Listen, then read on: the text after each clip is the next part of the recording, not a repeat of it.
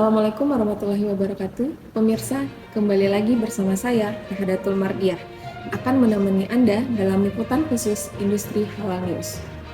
Bicara soal makanan, itu nggak ada habisnya, baik pagi, siang, maupun malam.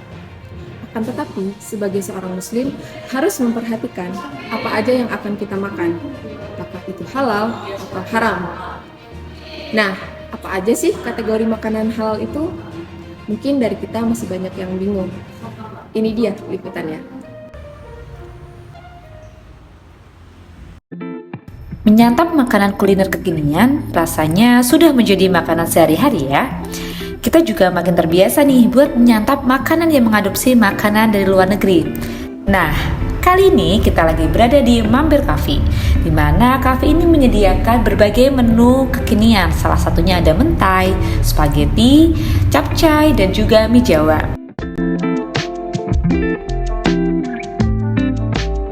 Untuk daging-daging itu ada nggak mbak sih makanan yang terbuat dari daging di menu? Itu daging sapi ya mbak ya? Sapi ya. Nah itu kemasan apa ngambil dari pasar gitu? Supplier.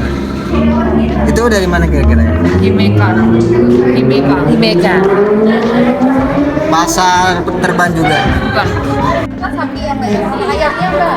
Ayamnya dari pasar supplier. Itu kalau spaghettinya pakai apa mbak? Spaghettinya kita pakai lavode. Margarin sama butternya mbak? Pakainya ini Oh, blue band. Kalau minyaknya mbak? minyaknya tergantung yang murah apa sih. Oh, Kalau nggak satu.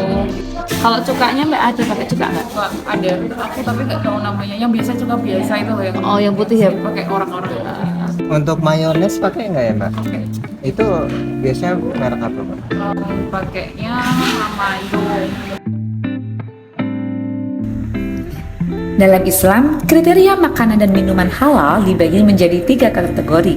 Yang pertama ialah halal secara zat atau bahannya. Artinya, bahan-bahan yang digunakan tidak diharamkan oleh Al-Quran maupun hadis. Misalnya, tidak mengandung babi, binatang bertaring, ataupun alkohol. Yang kedua, halal secara prosesnya. Misalnya, seperti binatang yang disembelih tidak dengan cara Islam atau menggunakan campuran bahan yang haram seperti alkohol ataupun darah. Dan yang terakhir adalah halal secara perolehannya. Makanan atau minuman yang kita konsumsi bukan hasil dari kejahatan seperti dari mencuri ataupun dari korupsi. Bagi setiap muslim, mengkonsumsi makanan halal adalah wajib hukumnya. Hal ini sesuai dengan hadis riwayat Bukhari dan Muslim, yang artinya perkara halal itu sudah jelas dan perkara haram juga sudah jelas. Namun, di antara keduanya terdapat perkara syubhat yang tidak banyak orang mengetahuinya. Barang siapa menjaga dirinya dari perkara syubhat, maka dia menjaga kehormatan dan agamanya. Namun, barang siapa yang terjebak dalam perkara syubhat, maka dia terperosok dalam perkara yang haram, sama seperti halnya penggembala yang mengembalakan ternaknya di daerah terlarang atau pada rumput milik orang lain. Mereka hampir saja masuk ke dalamnya. Nah, lalu apa sih pentingnya kita mengkonsumsi makanan halal? Yuk kita simak penjelasan berikut ini. Nah, kali ini kita sudah bersama dengan Ustadz Abdurrahman Alauddin. Halo Ustadz, Assalamualaikum warahmatullahi wabarakatuh. Waalaikumsalam warahmatullahi wabarakatuh. Nah, Ustadz, kali ini kita sedang membahas terkait makanan halal. Kenapa sih Ustadz kita harus memilih makan makanan yang halal?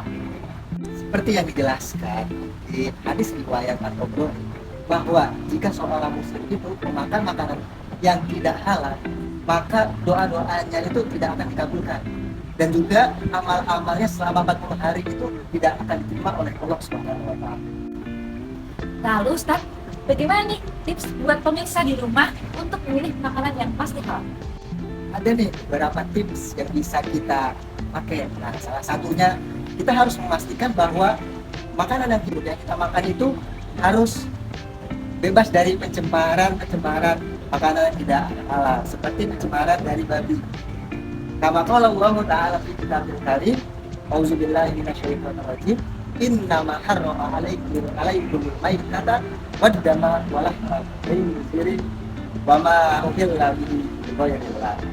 Sesungguhnya Allah hanya mengharamkan bangkai, darah, dan juga daging babi, dan serta daging-daging yang disembelih bukan atas nama Allah Subhanahu wa Ta'ala. Tips yang kedua yang lebih mudah kita gunakannya itu, kita bisa melihat logo halal dari kemasan produk yang bakal kita konsumsi. Jikalau produk tersebut sudah ada logo halal, maka insya Allah bisa dipastikan bahwa makanan tersebut halal dan thayyib untuk kita makan. Kemudian, bagaimana dengan bahan dan alat masak yang digunakan oleh Mampir Cafe? Nah, di sini setelah hasil wawancara yang telah kita lakukan bersama dengan owner Mampir Cafe, membuktikan bahwa alat dan bahan masak tidak ada yang tercemar oleh babi ataupun oleh bahan yang diharamkan oleh Al-Quran maupun hadis. Saat ini Mampir Cafe tengah menunggu hasil sertifikasi halal. Jadi Mampir Cafe bisa menjadi salah satu tempat untuk makan ataupun tempat berkumpul bersama keluarga yang memberikan kepastian halal. Halal Food, stay tasty, stay healthy. Saya Iza Fatma melaporkan.